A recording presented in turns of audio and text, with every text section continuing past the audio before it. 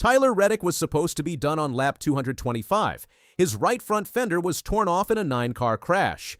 The car looked broken. The season high from Daytona should have faded right there. Instead, he won in double overtime at the Autotrader 400.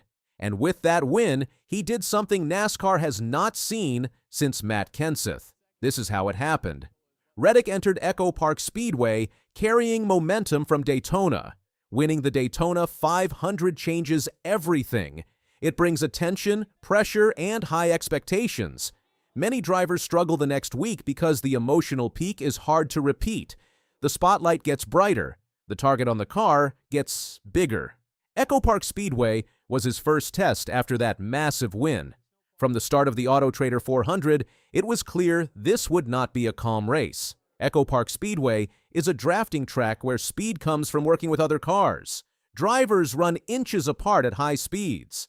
A small mistake can trigger a major crash. Early on, Reddick raced with patience. He stayed near the front group but did not make wild moves.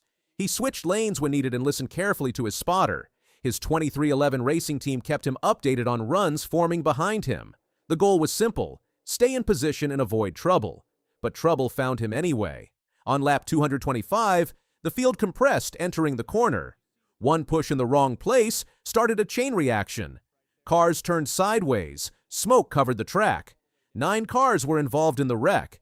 Reddick was trapped in the middle of it. His Toyota took heavy damage to the right front. The fender was torn away. The body panel bent inward. For a moment, it looked like his race and his streak were over. This is the moment that defines the title.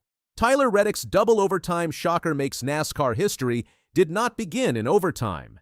It began in crisis. Reddick kept the car under control and limped to pit road. The 2311 crew moved fast. They pulled sheet metal away from the tire to prevent rubbing. They checked the suspension and steering components. They made sure nothing would cut the tire at speed. The car still looked wounded when he left pit road. The right front was exposed. The aerodynamics were no longer perfect. Aerodynamics matter in the draft. At Echo Park Speedway, clean air and smooth body panels help cars maintain speed in tight packs. With damage to the front end, Reddick faced a serious disadvantage. He rejoined the field deeper in traffic. Now he had to rely on smart lane choices and help from drafting partners. Many drivers in that position would push too hard to recover quickly. Reddick did the opposite. He stayed calm on the radio.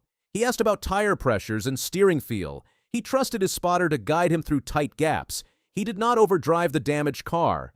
Slowly, lap by lap, he worked his way forward again. As the race moved into its final stretch, tension built across the field. Track position became everything.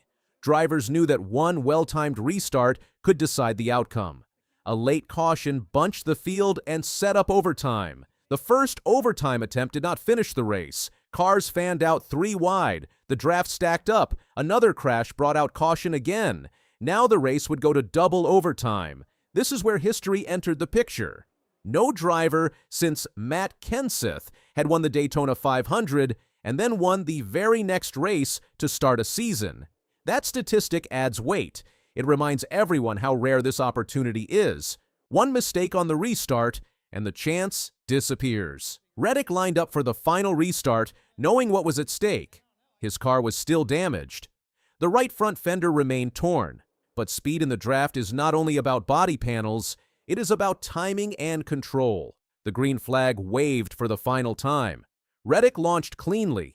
He did not spin the tires. He did not jump the start. He locked into the bottom lane and focused on building momentum. Behind him, the outside lane tried to form a strong push. Cars on the inside stayed tight to his rear bumper. The field stacked up quickly. Here is the rehook. Remember lap 225. Remember the torn fender. That damaged Toyota now had to defend the lead in clean air against a full pack charging behind it. Through the corner, Reddick held his line. He blocked only when necessary. He did not throw a desperado move that could cause another wreck. He stayed smooth on the throttle. The cars behind tried to build one last run. The outside lane surged, but it did not clear him. Coming off the final turn, Reddick protected the bottom. The checkered flag waved. He crossed the line first. Double overtime winner at the Autotrader 400. back-to-back wins to open the 2026 season. The significance of this moment goes beyond 2 trophies. It proves something about control under pressure. Winning Daytona is emotional. Winning the next week requires focus. Doing it after surviving a 9-car wreck shows resilience. This victory also highlights the strength of 2311 racing. The pit crew repairs were critical. If the metal had continued rubbing the tire, the race would have ended. If communication had broken down, lane choices could have gone wrong. Instead, driver and team operated with discipline. With 2 wins in the first 2 races, Reddick locks himself into the playoffs early.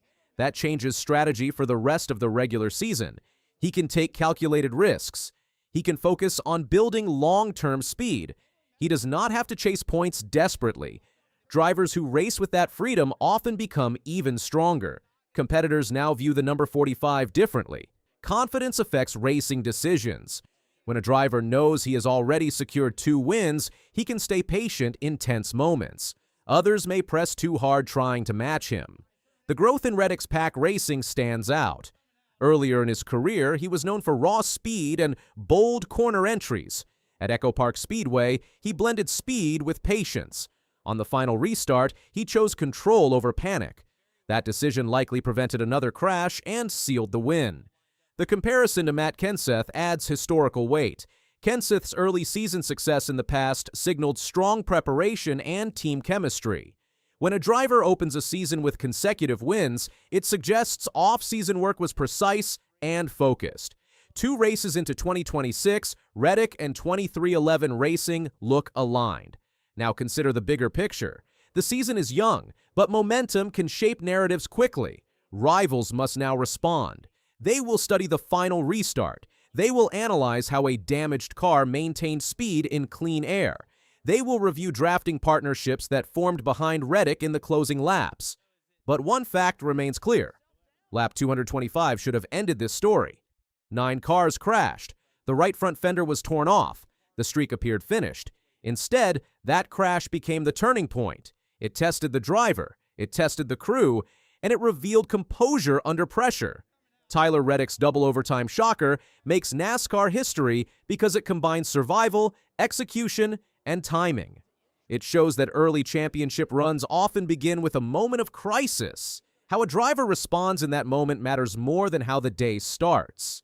2 races into the 2026 NASCAR Cup Series season, Reddick has set the standard.